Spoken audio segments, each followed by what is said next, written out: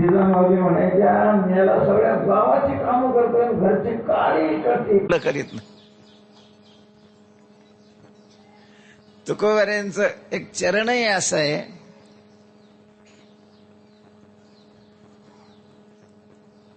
इतरे वंदावी श्वान सुकरे, देह आणि देह संबंधे निंदावी, इतरे वंदावी श्वान सुकरे. तेव्हा सगळ्या जगावर, जगातल्या विशेष रूपाने जे दीन आहेत, दुःखी आहेत, आपदग्रस्त आहेत, अशा प्रकारच्या लोकांवर प्रेम करणारा दुसरा वर्ग आहे, ज्यांना साधू म्हटलं जातं. साधव दीनवत्सलाः, साधू दीनवत्सल आहेत. सर्वसामान्य माणसं कुटुंबवत्सल आहेत. आणि तिसरा वर्ग आहे ईश्वराचा, देवाचा.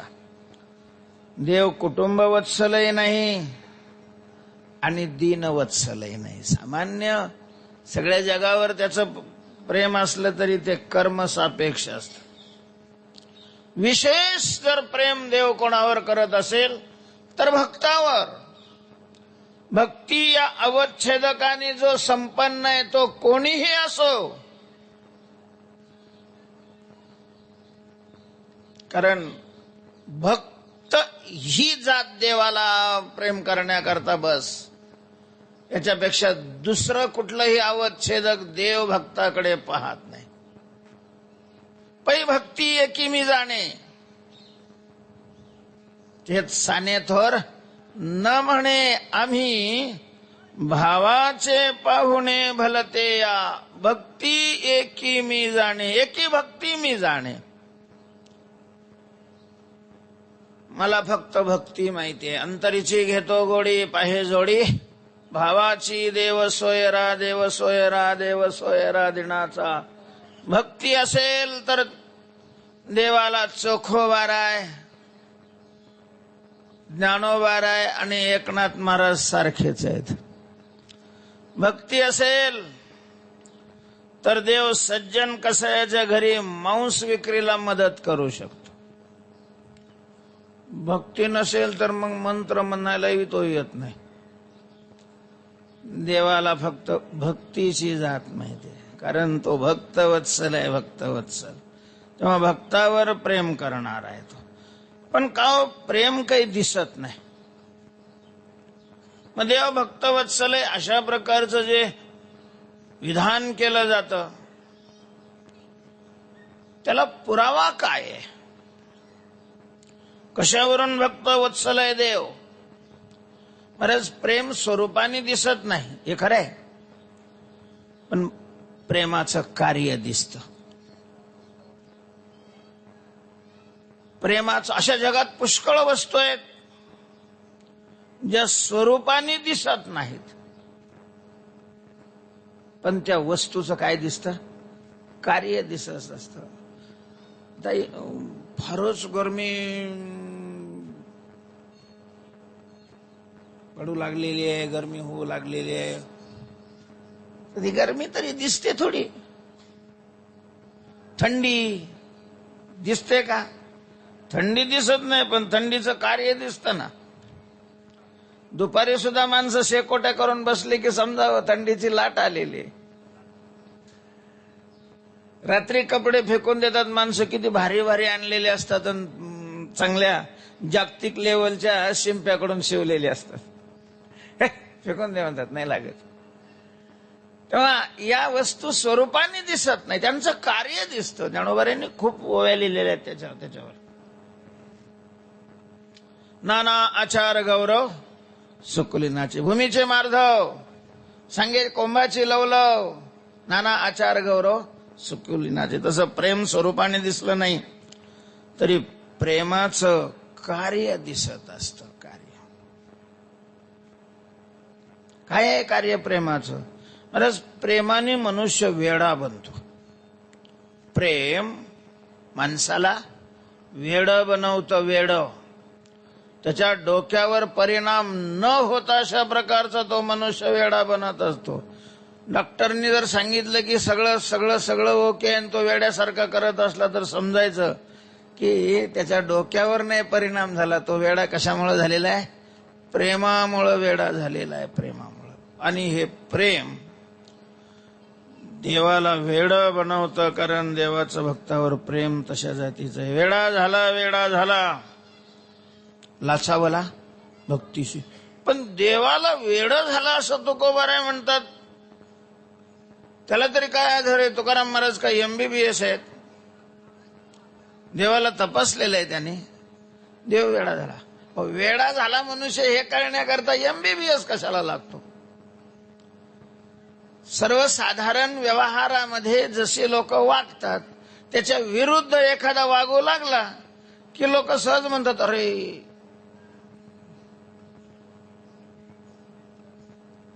त्याच्या डोक्यावर परिणाम झालेला आहे. माणसं धोतर चड्डी खालून नेसतात, टोपी डोक्यावर घालतात, शर्ट वरून घालतात. एखाद्याने शर्ट खालून घातलं आणि चड्डी जर वरून घातली तर त्याला तपासायची गरजच नाहीये. प्रत्येक जण त्याला शेरा मारतो. काय झालंय? वेडा झालंय, पागल अशा प्रकारचं झालेलं आहे. तसा देव भगवत विषयक प्रेमाने वेडा बनतो. कशावरून? तुकोबाराय त्याचं उदाहरण देतात. विश्वाचा जनिता म्हणे यशोदेशी माता. मला वेड्याकरता लांब उदाहरण द्यायला नको, असं नका करू. तेव्हा विश्वाचा जनिता म्हणे यशोदेशी माता. परमात्मा हा विश्वाचा जनिता आहे. विश्वाचा जनिता म्हणजे विश्वाला निर्माण करणार आहे. हा एक फार मोठा प्रश्न आणि खूप दिवसापासून अनुत्तरित अशा प्रकारचा प्रश्न आहे. कोणता प्रश्न आहे? हे जग निर्माण कुणी केलं असेल? कोण करत असेल जग निर्माण? जगाची निर्मिती करणारा कोण आहे? महाराज हे विश्व, हे जग एवढं मोठं आहे की पूर्वी ऋतंभरा प्रज्ञा प्राप्त असणारे, देश कालाच्या भिंत्या पाडूनही ज्यांना त्याच्या पुढचं ज्ञान होतंय अशा प्रकारचे द्रष्टे असणारे ऋषी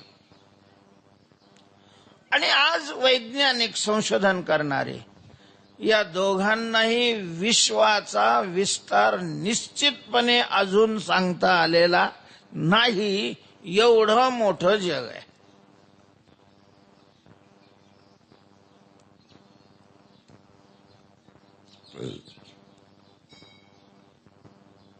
तीन लोकाचं एक ब्रह्मांड असतं ज्याच्यामध्ये 14 भुवनं असतात. साधारणपणे स्वर्ग, मृत्यू, पाताळ अशा या 3 लोकाचं एक भुवन आहे. गोलाकार आहे म्हणून त्याला अंड म्हणतात. ब्रह्मांड मोठं अशा प्रकारचं ते गोलक आहे म्हणून त्याला ब्रह्मांड म्हटलं जातं. पण अशा प्रकारची ब्रह्मांड म्हणजे ज्याच्यामध्ये अतल, वितल, सुतल, तलातल, रसातल, महातल, पाताल, भूर, भुवर, स्वर, महर, जनलोक, तपोलोक आणि सत्यलोक असे 14 भुवन आहेत. अशा प्रकारच्या 14 भुवनाचं एक ब्रह्मांड अशी या विश्वामध्ये अनंत ब्रह्मांड आहे असं पुराणात वर्णन आहे. संतांनी तोच आकडा उचललेला आहे. अनंत ब्रह्मांडे उदरी हरिहा बाळक नंदा घरी, अनंत ब्रह्मांडे एके रोमी ऐशी धेंडे. म्हणजे ब्रह्मांड किती आहे तो? तर पुराण सांगतात अनंत आहेत. अनंत हा आकडा नाही, म्हणजे ती मोजता येत नाहीत, मोजता आलेली नाहीत. नक्की किती आहे हे सांगता येत नाही. पुष्कळ पुष्कळ पुष्कळ आहेत असं गणितत्व प्रतिपादन करण्याला अनंत शब्द वापरला जातो. अनंत ब्रह्मांड आहेत, अनंत. आणि आज विज्ञानाची मंडळी देवफेव काही मानत नाहीत, पण त्यांचंही म्हणणं आहे की या आकाश गंगेमध्ये आपल्या या पृथ्वीच्या ग्रहासारखे असे अनेक ग्रह असण्याची शक्यता आहे की ज्याच्यावर सजीव सृष्टी असू शकते. प्रत्यक्ष नाहीही म्हणत नाहीत आणि आहे म्हणजे अजून तिथपर्यंत तेही पोहोचले नाही. जर ऋषीच नाही पोहोचले तर हे केव्हा पोहोचणार? एवढं मोठं जग आहे महाराज, एवढं मोठं जग आहे, त्याच्या पसाऱ्याचा थांग पत्ताच लागत नाही. पूर्वी कल्याण मासिकामध्ये एक कथा आलेली होती. आपल्या या ब्रह्मांडाचा जो ब्रह्मदेव आहे, आता जसं राज्य म्हटलं की एक मुख्यमंत्री, गृहमंत्री, जलसंपदा मंत्री, रोड मंत्री, काय आणखीन जेवढे जे खाते ते प्रत्येक राज्याला असतात. राज्य छोटा असो वा मोठा असो. तसं ब्रह्मांड म्हटलं की एक ब्रह्मदेव जो उत्पत्ती करणारा, ज्याचं उत्पत्तीचं खातं ज्याच्याकडे, एक विष्णू पालनाचं खातं ज्याच्याकडे, एक शंकर संहाराचं. हे मुख्य 3 कॅबिनेट मंत्री ब्रह्मांडाचे. आणि मग पुन्हा राज्यमंत्री इंद्र आहे, चंद्र आहे, सूर्य आहे, मेघ आहे, हे सगळे. अर्थमंत्री म्हणजे कुबेर, हे राज्यमंत्री प्रत्येक ब्रह्मांडाला असतात. तर ते एका ब्रह्मांडाच्या ब्रह्मदेवाला थोडा अहंकार निर्माण झाला. का अहंकार निर्माण झाला? बरंच ते खातच फार मोठं आहे. उत्पत्तीचं कल्पना आहे तुम्हाला की आपण ज्या ब्रह्मांडात आहोत, या अस्मिन ब्रह्मांडे, या ब्रह्मांडामध्ये प्रति सेकंदाला ब्रह्मदेवाच्या कारखान्यातून किती शरीर बाहेर पडत असतील? बरोबर उत्तर देण्याला 1 रुपया बक्षीस. सांगता येईल? काय सांगता येतं बरोबर? किती शरीर म्हणजे शरीराचे मुळात प्रकार 84 लाख आहेत आणि एका एका प्रकारात अनंत शरीर आहेत. लाल मुंग्या प्रत्येक सेकंदाला पूर्ण ब्रह्मांडात किती उत्पन्न होत असतील. डास, चिलट, मधाच्या माश्या किती उत्पन्न, काय सांगावं महाराज, किती उत्पन्न होत असत. बरं, या सगळ्या शरीराची छोट्या पार्टासह जोडणी करण्याचे सगळे कारखाने ब्रह्मदेवाच्या सत्तेखाली येतात. आता एक शरीर म्हणजे किती पार्ट आहे त्याच्यामध्ये? 2 डोळे, 2 कान, 1 नाक, त्याला 2 बोगदे, तोंड आहे, दात आहेत, 2 किडन्या आहेत, ही सगळी आतली बाहेरची, हे सगळ्या अवयवाची फिटिंग, हे सगळं करून, सगळं व्यवस्थित करून ते तेवढ्या वेळेमध्ये पुन्हा 9 महिन्यात ते बाहेर जायलाच पाहिजे. हे सगळं बाहेर, तर मग त्याचे पार्टाचे वेगवेगळे कारखाने असतीलच ना. डोळ्याच्या वेगळ्या फॅक्टऱ्या, कानाच्या वेगळ्या, नाकाच्या वेगळ्या, किडनीच्या वेगळ्या, शिराच्या वेगळ्या. बरं, नुसतं डोळे डोळे म्हटलं तर सगळ्याचे डोळे सारखे नाही. म्हशीचा डोळा वेगळा, मुंगीचा डोळा वेगळा. आता उगा मुंगीचा डोळा, मुंगीला म्हशीचा डोळा बसवायचा म्हटलं तर ते फिटिंगच होणार नाही, कारण एका डोळ्यामध्ये कितीतरी मुंग्या मावल्या जातील. मग तिचा डोळा वेगळा, असे प्रत्येकाचे डोळे वेगवेगळे करणं, हे करणं अगदीच जोखमीचं काम आहे. जोखमीचं काम आहे महाराज. उगा 2-3 खोल्याचं एखादं घर असतं, तिथं फिटिंग केली तर ते फिटिंगवाले काही बटन खाली दाबले की बटन बल्ब लागतात आणि काही वर दाबल्यावर बल्ब लागतात. असं काय झालं? ते फिटिंग करणाऱ्याकडून चुकलं. 3 खोल्यात असं होतं. महाराज, शरीराची फिटिंग करत असताना ती किती सावधानगी बाळगावी लागत असेल. असं कधी झालं का? काय झालं? पायाने दिसायला लागलं आणि ते डोळ्यांनी चालायला लागलं. म्हणजे पायाचं वायर जोडताना चुकून डोळ्याला जोडलं गेलं आणि डोळ्याचं वायर पायाला. असं होत नाही महाराज. त्याच्यामुळं फारच जिकिरीचं काम आहे. आणि म्हणूनच ईश्वराने ब्रह्मदेवाला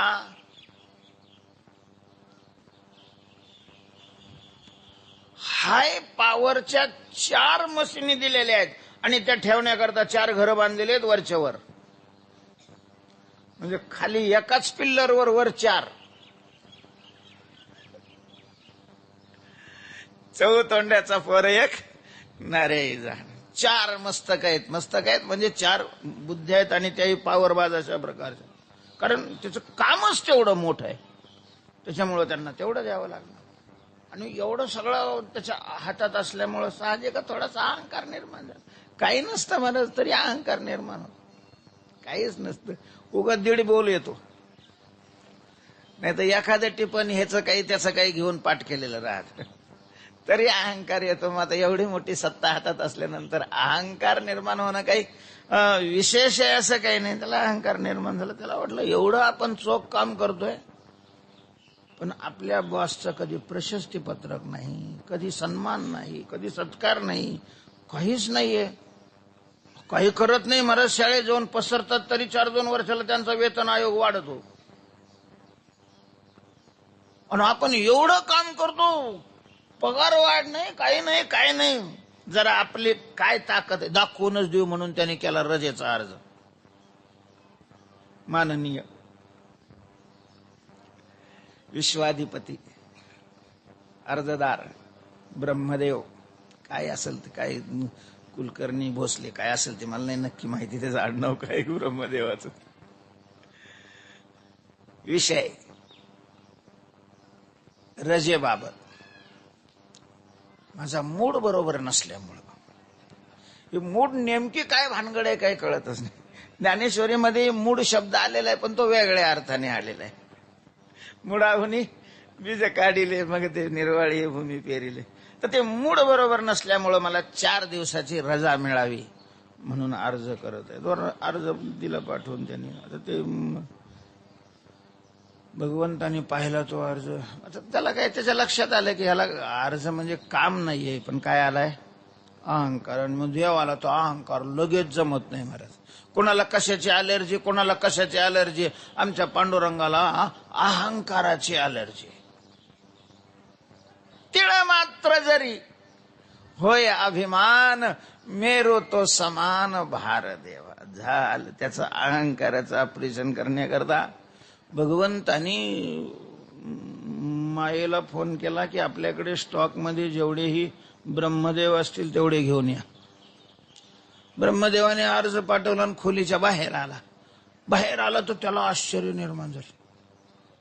त्याची नजर पोचते तिथपर्यंत जिथून हे सगळे उंठाची एक भली मोठी लाईन, प्रत्येक उंठावर 2-2 पेटार, आणि त्या सगळ्या उंठाला एक बाई हाकीत घेऊन चाललेली होती.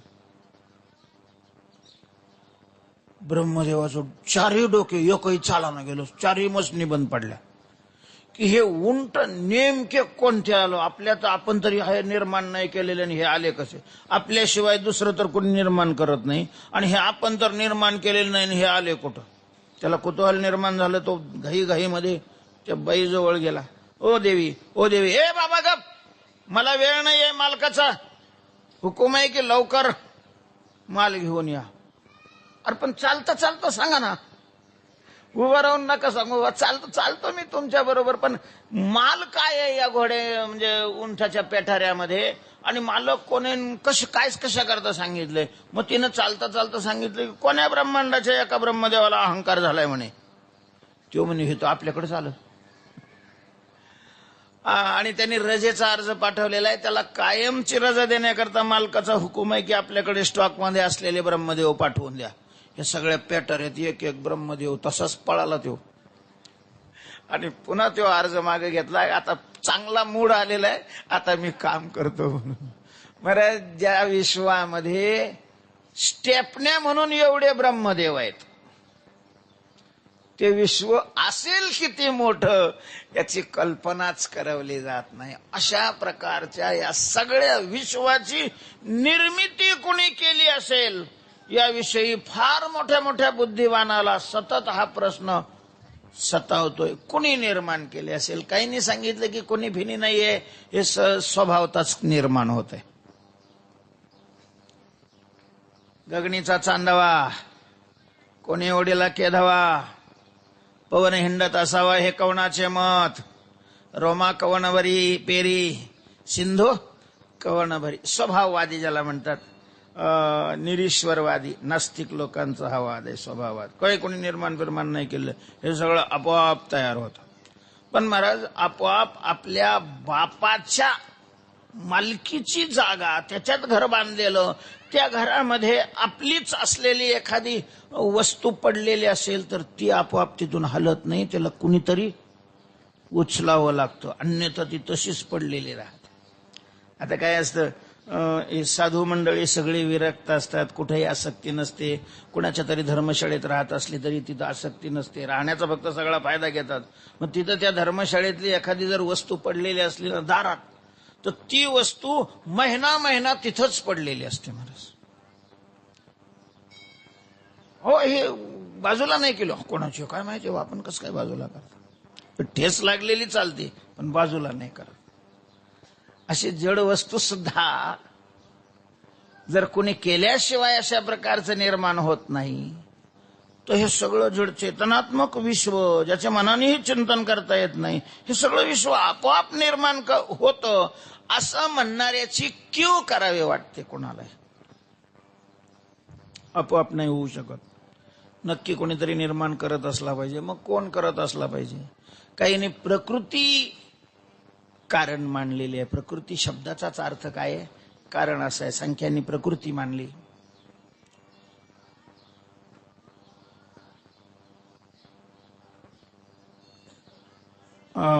नैयायिकांनी आरंभवाद अर्थात 9 मूल घटक 9 द्रव्य मानून निमित्त कारण ईश्वर मानला. वेदांतांनी या जगाच्या उत्पत्तीचं सगळं श्रेय ईश्वराला दिलेलं आहे. वेदात असं म्हटलेलं आहे, यतो इमानि भूतानि जायन्ते येन जातानि जीवन्ति यत् प्रयत्यभिसंविशन्ति तद विजिज्ञासस्व तद ब्रह्म. ईश्वर हे सगळं जगत निर्माण करतो. जयापासोनी सकाळ महिमंडळ हे झाले, तो हा पंढरीचा राणा पुसाचा. तेव्हा पांडुरंगाने हे सगळं निर्माण केलेलं आहे. आंधळ्या पांगळ्याचा एक विठोबा दाता प्रसवला विश्व तोची, तोची विश्व प्रसवला. ईश्वराने हे सगळं निर्माण केलेलं आहे. असं सगळ्या विश्वाला उत्पन्न करणारा ईश्वर, आणि हा ईश्वर भक्ताच्या एवढा अधीनय भक्तावर असा प्रेम करतो की त्या विश्वातली एक घटक असणारी यशोदा. रोज विश्व किती मोठं आहे, म्हणजे ज्याच्यात अनंत ब्रह्मांड आहेत. त्या अनंत ब्रह्मांडापैकी एका ब्रह्मांडातल्या, एका भूलोकातल्या, एका आशिया खंडातल्या, एका भारत देशातल्या, एका उत्तर प्रदेशातल्या, एका मथुरा जिल्ह्यातल्या, एका यमुनेच्या तीरावर असणाऱ्या खेड्यात राहणारी एक यशोदा नावाची माता आहे, माऊली आहे. ज्यांनी सगळं विश्व निर्माण केलेलं आहे, असं विश्वाचा जनिता आहे. तो विश्वाचा जनिता त्या खेड्यातल्या एका भक्त असणाऱ्या यशोदेला आपली माता म्हणतो, म्हणजे आपली जनिती मानतो. जो विश्वाचा जनित आहे तो यशोदेला काय म्हणतोय? माता म्हणतोय. हेच प्रेमाने वेड होणं. विश्वाचा जनिता म्हणे यशोदेशी माता, विश्वाचा जनिता. म्हणून तुकोबारांनी एका अभंगामध्ये फार सारखं म्हणती नंदाची या पोरे. तुकोबारे म्हणतात नंदाच्या पोरे नाही, लोक ज्याला नंदाचा पोरगा म्हणतात, म्हणती नंदाची या पोरे. अर्थात तो जगाचा बाप आहे. जगाचा हा बाप दाखविले माये, माती जाता खाय मारावया, माती खाता जाय मारावया. ज्या वेळेला कृष्णाने माती खाल्ली म्हणून पोरं यशोदा मैयाला सांगायला गेले, मैया मैया मैया, काय रे बाळानो? कृष्णाने काय केलं? कृष्णाने एखादा राक्षस मारला? नाही मैया. कोणाची मडकी फोडली? नाही मैया. लोणी चोरून खाल्लं? नाही मैया. अरे मग काय केलं काय आज? नवीन पराक्रम. हा म्हणजे आज त्यांनी नवीन आरंभ, नवीन वर्षाचा आरंभ केलाय. नवीन सुरू केलं. म्हणजे केलं काय? पण या कृष्णाने आज माती खाल्ली. माती म्हटलं की यशोदेनं हातातली कामं सगळी सोडून दिली. महाराज कामं सोडून दिली आणि हातात काठी घेतली. कारण शिकवायचं असेल तर काठी घेतल्याशिवाय मुलावर परिणाम नाही होत. काठ्या गेल्यापासून काफ्या वाढल्या. जोपर्यंत मास्तराच्या हातात काठ्या होत्या तोपर्यंत काय तयार होते. म्हणजे मी लहानपणी आमचा वडील, आमचा एक भाऊ, त्याला आकरकी आणि यकुत्री येत होती. माझ्या नाही पाठ झाली म्हणा तेवढी.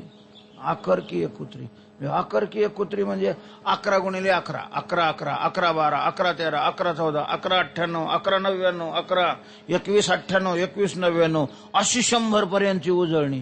त्याला कॅल्क्युलेटरची गरजच नाही. एवढा पाठ होत होता.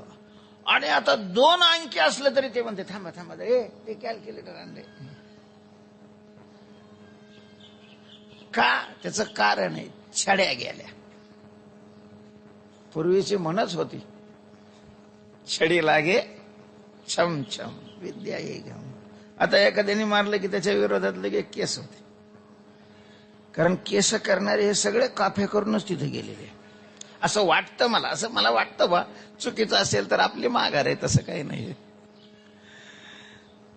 पण एखाद्याचं चांगलं व्हावं म्हणूनही एखादी कृती केलेली जर गुन्हा होत असेल तर त्या देशाचं भवितव्य काय आहे हा विचार करण्याची अशा प्रकारची वेळ आहे. तेव्हा यशोदा मातेनं काठी हातामध्ये घेतली. कृष्णाजवळ आलेले. आता कृष्णाला माहीतच होतं की हे काटे गेले म्हणजे आई येणारच. त्याच्यामुळं मग काय जबाब वगैरे द्यायचा वकिलाशी सल्ला मसलत करून तो तयार झालेला होता. आल्याबरोबर यशोदा मैयाने पहिली प्रश्नाचा भडेमार, कृष्णा हा जवळ आला असं कसं काय? आई आई एवढ्या मोठे ना, मला ऐकू चांगलं येतंय. तुम्ही मंद सप्तकात जरी बोलल्या तरी मला ऐकू येतं. आणि एवढं उंच लगे कृष्णा असं तार सप्तकात बोलायची काही आवश्यकता नाही. पकवाज काही वर लावलेला नाही, काही नाही.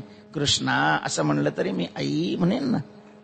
एवढ्या जोरात कृष्णा हे पाय, तू बोलण्यामध्ये विषयाला बगल देऊ नकोस. मला माहिती आहे तू बोलायला खूप चॅप्टर आहेस, कारण तुमच्यामुळेच वेद शहाणा झालेला आहे.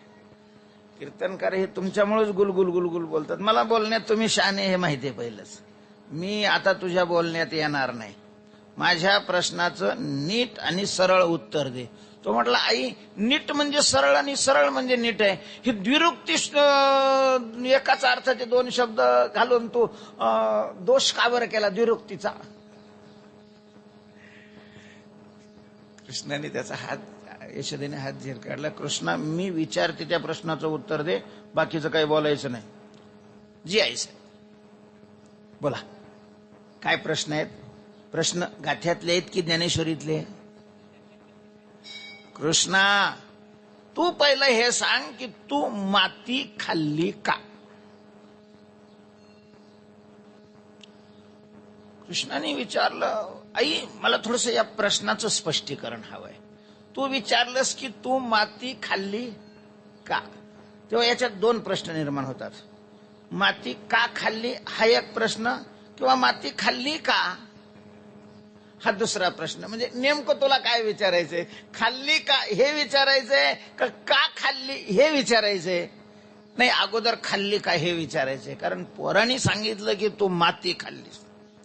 तेव्हा मला इतकं पोरांचं खरं नाही वाटत, पण तरीही पोर भक्त आहे तुझे, वैष्णव आहेत, वारकरी आहेत, भक्त आहेत. आणि भक्त कधी खोटं बोलत नाहीत. पांडुरंगाचे भक्त हे खोटं बोलत नाहीत. आणि खोटं बोलत असतील तर जरी माळा घातलेले असले आणि कीर्तन करत असले तरीही ते अजून भक्त नाहीत. कारण पांडुरंग सत्य स्वरूप आहे. सत्य तो विठ्ठला. आणि सत्याचा उपासक असत्य व्यवहाराने असत्य बोलत असेल तर तो सत्याचा उपासक कसा? आणि सत्याचा उपासक असेल तर तो असत्याचा आश्रय करेल कसा? त्यामुळं मी तुला विचारते, तू माती खाल्ली का? आई, काय विचारणं झालं? नाही खाल्ली आपण माती नाही खाल्ली. हे पोरं कसं काय म्हणतात, आई तू अजून फारच बोळेस. स्वतःचं काम साधण्याकरता लोक काय करतील काही सांगताच येत नाही. आई तू सांग, एकाच वर्षात सगळे 65 वर्षाचे कसे झाले असतील ग? ज्या वेळेला सरकारने 65 वर्षाच्या लोकाला अर्ध तिकीट जाहीर केलं, म्हणजे बाकीचे 4-2 वर्ष काही कारखाने बंद होते काय सगळेच? आई जाऊ दे ते आता. मी काही माती खाल्लेली नाही. पोरांचं काय काम होतं? आई खरं असं आहे की मी आलो त्याच्या अगोदरच हे सगळे तयारी करून बसलेले होते. आल्याबरोबर मला घेरलं, मला सांगितलं की कृष्णा, म्हणले काय बाबा, तू घरी जाय आणि चोरून लोणी आण आणि आम्हाला पोटभर खाऊ घाल. असं म्हणले. आई हे तुला टिळ्यावाले दिसतात ना, हे इतके बोळे समजू नको यांना. मला म्हणे घरी जाऊन चोरून आण. मी म्हटलं आईला मागून आणतो. ते म्हणे तुझी आईला चिंगूट आहे. एवढं दिलं आणि ते आम्हाला एवढं नकभर येऊन का पोटभर खायचंय आम्हाला, चोरून आण. मी म्हणलो आता चोरी, आपल्यासारखा सज्जन माणूस चोरी कसे करणार? ते म्हणे कृष्णा तू एक सांग, तू आम्हाला खाऊ घालतो का आम्ही तुला खाऊ घालायचं? म्हणजे असं आहे, एक तर तू आम्हाला लोणी खाऊ घाल, बरं मग नाही सांगितलं तर आम्ही तुला मार खाऊ घालणार. बोल, तुला मार खायचा का लोणी खाऊ घालतोस? आता मी म्हणलो मी मार खाईन, पण असले चोऱ्या फिरे आपण नाही करणार. झालं, ते पळाले, तुला सांगितलं आणि तूही काही त्याचं काही म्हणजे पुरावा काही पाहिलं नाही. घेतली काठीनं आले कामधंदे सोडून. तिला क्षणभर खरं वाटलं महाराज. बलराम होता बाजूला उभा. बलरामाला विचारलं, बलराम कृष्ण म्हणतोय ते खरंय, यांनी माती खाल्ली की नाही? तुझं काय म्हणणं आहे? तू पाहिलंस? हो आई, माझ्या दोन्ही डोळ्यांनी मी पाहिलेलं आहे, कृष्णाने माती खाल्ली. पोरांचा पक्ष भारी भरला. तिने सांगितलं तुझा भाऊ म्हणतोय. आई अगं तो माझा भाऊ आहे. भाऊ बांधाला कधी विचारू नये पोरग कसं आहे. नेहमी उन्याचे वाटकरी असतात.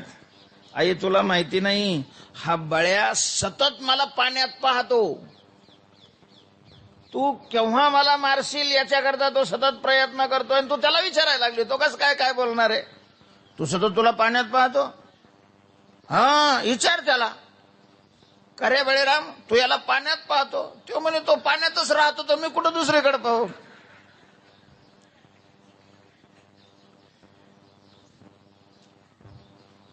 आईला काहीच समजेना गेलं. आईला वाटलं की चला याच्यात तोंडात पाहू, माती खाल्ली असेल तर मातीचे काही ना काही कण तोंडात दिसतील. यशोदेनं सांगितलं कृष्णा तू माती नाही खाल्ली, आ कर. तो म्हणला पण मी मातीच नाही खाल्ली तर आ करायचा काय संबंध आहे? आ कशा करता करू मी? ते म्हणे तू माती नाही खाल्लेली, तुला आ करायची अडचण काय आहे? कर, नाही त्याला डर कसली, करा. तो काही आ करी नाही गेला. मग मात्र यशोदेने दंडाचा आश्रय केला आणि उगारली छडी. आ कर, नाही तर थोबाडावरच मारते. आ कर, करा. नको आई नको मारू, लय लागल तर आ कर ना. मग असं मनातून हसायचं, वरून असं लय घाबरल्यासारखं दाखवायचं. नटतो येण्याची अवगावा, खेळतो येण्याची खेळावा. मनात म्हणायचं ही मॅडम स्वतःला काय म्हणत समजते काय माहिती. हिला वाटतंय की मीच पोरग आहे आणि ही माझी काय आहे, जनिती आहे, येडी.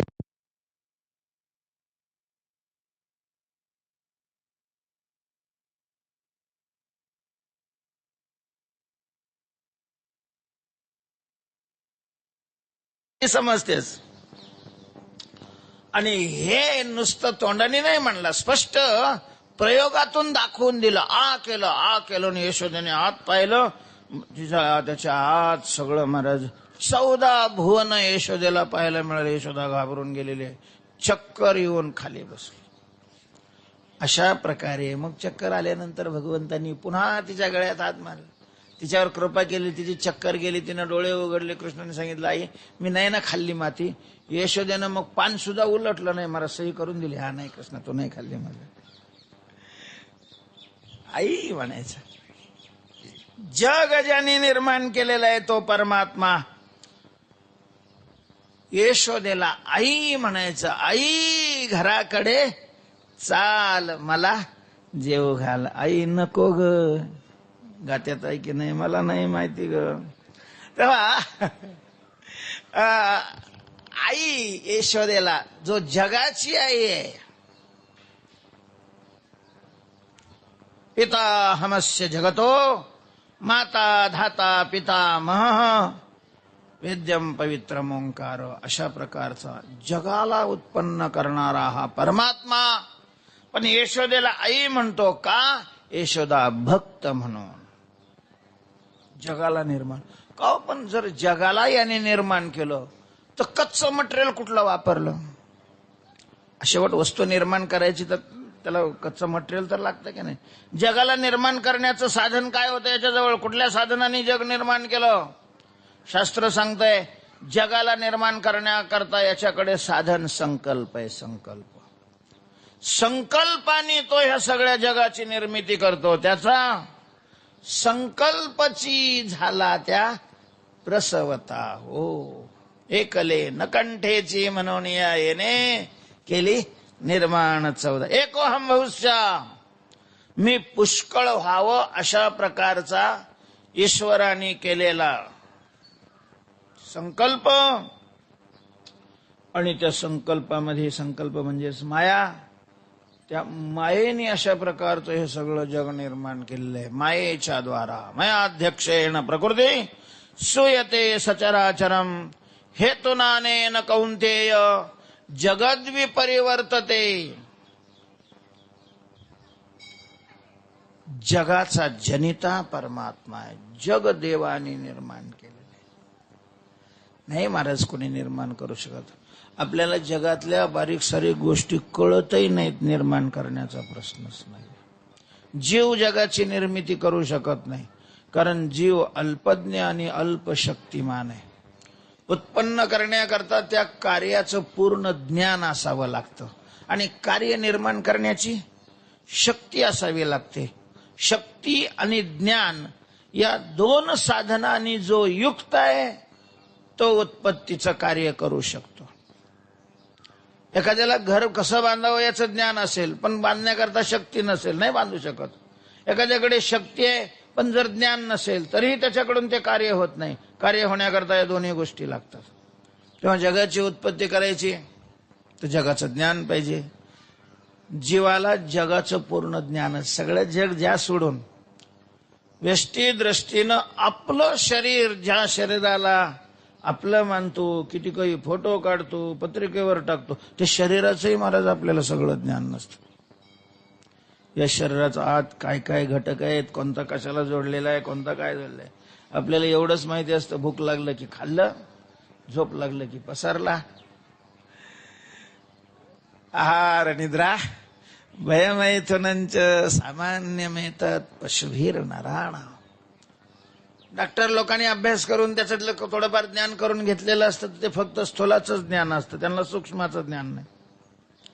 काहींना सूक्ष्माचं ज्ञान असलं तरी कारणाचं ज्ञान नसतं. सूक्ष्म, कारण अशा या तिन्ही शरीराचं, ज्या शरीरात आपण राहतो त्या शरीराचंही आम्हाला ज्ञान नाही. विश्वाचं, जगाचं ज्ञान कुठून असणार आहे? म्हणून जीव जगाचा कर्ता होऊ शकत नाही. जीवाच्या उत्पत्तीच्या पूर्वी जगत आहे. जीवही जगतंतपाती अशा प्रकारचा. दुसरा घटक आहे जड. जड हे जडच आहे, त्याला स्वतःचंही ज्ञान नाही आणि दुसऱ्याचंही ज्ञान नाही. ते काय निर्माण करणार आहे? चेतन जडाच्या द्वारा निर्माण करू शकतो, जड स्वतः निर्माण नाही करू शकत. आणि मग तिसरा घटक देव आहे. परिशेष न्यायाने देवाने हे सगळं निर्माण केलंय असंच मानावं लागतं. शास्त्रांनी तेच मानलेलं आहे. तेव्हा भगवान परमात्मा संकल्पाच्या द्वारा ही सगळी सृष्टी निर्माण करतो. कशी निर्माण होते, शास्त्रामध्ये थोडीशी त्याची प्रक्रिया सांगितलेली आहे. ज्या वेळेला समष्टी जीवाचं कर्म भोग देण्याकरता सन्मुख होतं, त्यावेळेला ईश्वराला आपण सृष्टी निर्माण करावी असा संकल्प निर्माण होतो. एकोहम बहुश्याम. त्यांनी संकल्प केला की माया तमप्रधान होते. तमप्रधान मायेपासून सूक्ष्म अशा प्रकारचे अपंचीकृत पंचमहाभूताची उत्पत्ती होते. मायेपासून आकाश निर्माण होतो शब्दगुणासह, आकाशापासून स्पर्शगुणासह वायू निर्माण होतो, वायूपासून तेज निर्माण होतो, तेजापासून जल आणि जलापासून पृथ्वी. अशा प्रकारचे अपंचीकृत पंचमहाभूत निर्माण होतात. अपंचीकृत पंचमहाभूतापासून सूक्ष्म सृष्टी तयार होते. 16 तत्वाचं एक एक शरीर तयार होतं. त्यामध्ये प्रत्येक भूताच्या सत्वगुणापासून एक एक ज्ञानेंद्रिय, रजगुणापासून एक एक कर्मेंद्रिय, मिलित सत्वगुणापासून अंतःकरण आणि मिलित रजोगुणापासून पंचप्राण, असे पंच ज्ञानेंद्रिय, पंच कर्मेंद्रिय, पंचप्राण आणि अंतःकरण, असं 16 तत्वाचं एक एक सूक्ष्म शरीर, असे अनंत सूक्ष्म शरीर तयार होतात. अंतःकरणाचे 2 मन बुद्धी विभाग केले तर 17 तत्वाचं होतं. मन बुद्धी चित्त अहंकार असे केले तर 19 तत्वाचं होतं. हे 16 तत्वाचं सूक्ष्म शरीर तयार. त्या अंतःकरणामध्ये परमात्मा जीवरूपाने अशा प्रकारचा प्रवेश करतो. म्हणून मम वंशो जीवलोके जीवभूत सनातन.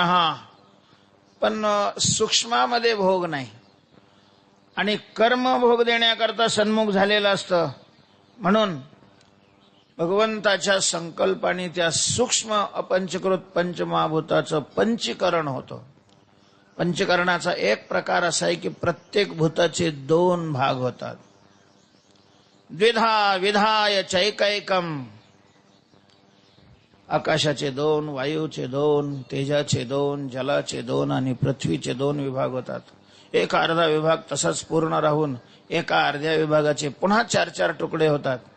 आकाशाच्या अर्ध्या विभागाचे 4 तुकडे झालेले ते वायू, तेज, जल आणि पृथ्वी यांच्यात मिसळले जातात. वायूचे 4 तुकडे आकाश, तेज, जल आणि पृथ्वी यांच्यात मिसळले जातात. तेजाचे 4 तुकडे आकाश, वायू, जल आणि पृथ्वी यांच्यात, असा स्वतःचा अर्धा भाग आणि इतर 4 भूताचा मिळून अर्धा भाग, असं ते पूर्ण भूत पुन्हा तयार होतं. पण ते पंचीकृत झालेलं असतं, स्थूल होतं. आणि या स्थूल पंचीकृत पंचमहाभूतापासून हे सगळं ब्रह्मांड, स्थूल ब्रह्मांड तयार होतं.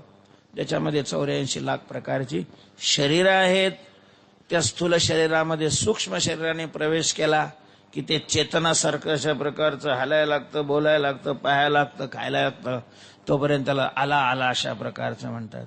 त्याचं त्या शरीरातलं भोग देण्याचं कर्म संपलं की त्या शरीरातून सूक्ष्म शरीराला बाहेर काढलं जातं. सूक्ष्म शरीर बाहेर गेलं की ते अचेतन होऊन खाली, अचेतनच असतं ते, पण हे सूक्ष्म शरीर असताना ते अचेतन आहे असं वाटत नाही. ते खाली पडतं. खाली पडलं की मग इकडं बँड सुरू होऊन जातो. गेला, हाय हाय. अशा प्रकारे परमात्मा आपल्या संकल्पाने या सगळ्या विश्वाची निर्मिती करतो. असा विश्वाची निर्मिती करण्याकरता लागणारं ज्ञान आणि लागणारी शक्ती ही सगळी त्या ईश्वराच्या ठिकाणी आहे. म्हणून ईश्वराला समर्थ म्हटलं जातं. तुका म्हणे आले समर्थाचे मना, जरी होय राणा रंक त्याचा. असा विश्वाला निर्माण करणारा जो परमात्मा आहे, विश्वाचा जनिता, तो परमात्मा यशोदेला आई म्हणतो. यशोदेला आई का म्हणतो? विश्वाला निर्माण करणाऱ्या ईश्वराने यशोदेला आई म्हणण्यात रहस्य काय आहे आणि यशोदेला आई म्हणणारा कृष्ण हा विश्वाचा निर्माता आहे, याला काय पुरावा आहे? आधी या ठिकाणी प्रश्न निर्माण होतात. आपली आजची वेळ संपलेली आहे. उद्या या प्रश्नाचं आणि उर्वरित अभंगाचं चिंतन करूया. पुंडलीक वरदा हरी विठ्ठल श्री ज्ञानदेव तुका